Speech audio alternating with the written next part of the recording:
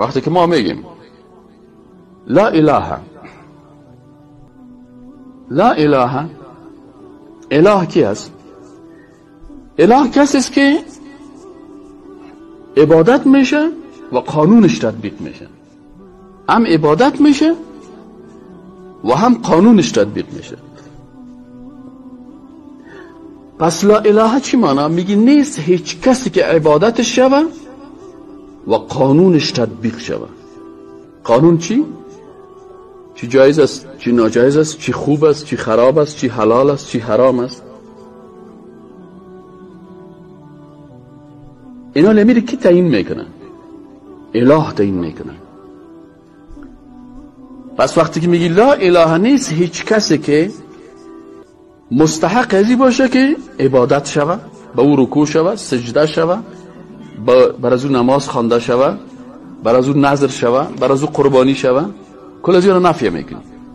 و نیست هیچ کسی که قانون از او تطبیق شوه که چی حلال است، چی حرام، چی جایز است، چی ناجایز است، چی خوب است و چی بد است.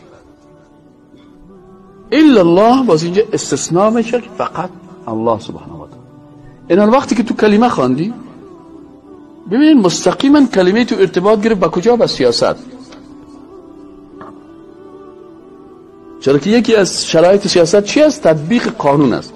اینا تو قانون الله را تطبیق میکنی یا تا قانون غیر الله را تطبیق میکنی؟ پس اگر قانون الله را تطبیق میکنی در سیاست داخل شد. از این خاطر کسایی که میگن ما با سیاست کار نداریم، اینا کلمه را معنیش نمیفهمن. مسلمانی که گفت والا من مسلمان هستم خب با سیاست کار ندارم، اون معنی کلمه را نمیفهمه. خود سیاست چی است؟ تطبیق قانون است. در انگلیسی چی میگن؟ میگن the rule of law. تطبیق چی است؟ قانون است. این وقتی که تو تطبیق میگی لا اله نیست هیچ کسی که قانون از او تطبیق شود. حالا مثلا زنا خوب چیز است یا بد چیز است؟ در دموکراسی میگه خوب و بد از زیر پارلمان تعیین میکنه. پس خدای دموکراسی پارلمان است.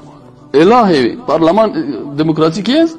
کسایی که به دموکراسی ایمان دارن میگن ما به دموکراسی باور داریم، اونا خدایشان کی است؟